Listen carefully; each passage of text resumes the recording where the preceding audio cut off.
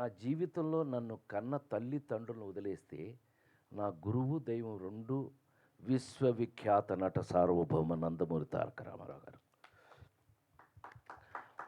వారు కొంతమంది ఈ ప్రపంచంలో కొంతమంది చావు లేకుండా వాళ్ళు చనిపోయినా కూడా బతికుంటారు. సో అందులో ఎన్టీ రామారావు ఒకడు. ఆయన నేర్పిన ఇవన్నీ అనండి. ఆయన ఇప్పుడు నాతో ఏమనేవారంటే, నేను కామెడీ సినిమాలు చేస్తానంటే బాపు గారితో కూడా అనేవాడు. పెళ్లి పుస్తకం ఆ సినిమాలప్పుడు ఆయనండి నాకు ఎంత అదృష్టం ఆ ఇంట్లో పుట్టడం. నేను నిమ్మకూరులో సితారా జ్యోతి చిత్ర అని మీ పత్రికలు ఉండేవి కదా రెండు మనకి. అందులో నా నా నా మీద కథనం ఏదైనా వస్తే కట్టింగ్ మళ్ళీ నేను ఆయన సీఎం గుండకి వెళ్తే, ప్రసాద్ ఏమండి ఎందుకు చేశారు సినిమా, ఎందుకు మానేస్తానంటున్నారు మీరు? ఒక మధ్యలో సినిమా మానేస్తానని వెళ్ళిపోతానని ఏదో చెప్పాలి, ఏదో జరిగిందని. అది అదేదో సినిమాకి అంటే అదేంటి నేను అప్సెట్ అయ్యాను. మీరు ఇప్పుడు మీరు ప్రజల మనిషి, మీరు బాపు గారు చెప్తున్నారు, చక్కగా నవ్విస్తారు, మీరు మంచి ఆర్టిస్ట్ అని మేమెంతో గర్వం ఫీల్ అవుతున్నాం మేము మీ గార్డియన్గా ఉన్నందుకు. మీరు ఎందుకు మానేయాలి అని అంటే, నేను వాళ్ళు ఇట్లా చేశారు, అన్యాయం చేశారు. వాడి వాడేవాడు అతిపెద్ద ప్రొడ్యూసర్ అయినా కూడా వాడేవాడు. మీకు మీరే ఇలా వారి దగ్గర అనేకం నేర్చుకున్నాను నేను అందులో.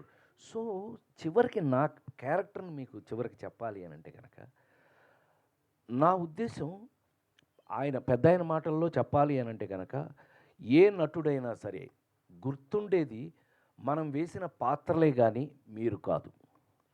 ఒకవేళ మీరు అని అనుకోండి, కొంతమంది స్టార్స్, కొంతమంది వాళ్ళ పేరు మీద నిలబడిపోయిన వాళ్ళు స్టార్స్ ఉన్నారు, లేరని నేను అంటలేదు, అన్న కూడా. అయితే అది తాత్కాలికం మాత్రమే. మీరు గుర్తుండేది ఇప్పుడు మేము గుర్తున్నాం, మేము దేవుడు వేషం మేము గుర్తుంటాం అనే మాట అనేవారు ఆయన. సో ఈ రోజుకి మీరు గనక నన్ను నమ్మితే, ఇప్పటికీ నేను నా కోసం రాస్తున్నా. ఇప్పుడు ఈ జనరేషన్ కూడా 5వ జనరేషన్లోకి వచ్చాను నేను. మీకు తెలుసు, ఎన్టీ రామారావు నాగేశ్వరరావుతో యాక్ట్ చేశాను ఫస్ట్ జనరేషన్. కృష్ణన్నయ్య, సోహన్ బాబు గారు, కృష్ణరాజు అన్నయ్య వాళ్ళతో చేశా. చిరంజీవి, నేను ఒక జనరేషను. మహేష్, జూనియర్ ఎన్టీఆర్, బన్నీ అదొక జనరేషను. ఇప్పుడు కొత్త కుర్రాళ్ళు వస్తున్నారు, న్యూ జనరేషన్. 5 జనరేషన్లు దాటుకుంటూ వచ్చా. అందులో అనుమానం కానీ ఇప్పటికీ నా కోసం క్యారెక్టర్స్ రాస్తున్నారు అని అంటే, ఇందాక మనం అనుకున్నామే, నా వయసుకు తగిన క్యారెక్టర్ చేయటం వల్ల ఇవాళ మీ ముందు ఇంత మర్యాదగా కూర్చొని అన్నయ్య అని మీరు కూడా ప్రేమగా నాతో మీ మొహాలు చూస్తే తెలిసిపోతుంది. నాకు తెలుసు మీరు ప్రెస్ మీట్లో ఎలా ఉంటారో నాకు తెలుసు. వీళ్ళతో జోకులు వేస్తుంటాను నేను అప్పుడప్పుడు. జోకులు వేస్తాను కదా నేను, అంటే అందరం ఫ్యామిలీ మెంబర్స్మే కాబట్టి జోకులు వేసుకుంటుంటాం. అలాంటిది ఒక ప్రాణంతో ప్రేమతో అనంటే షష్ఠపూర్తి వల్లే కదా.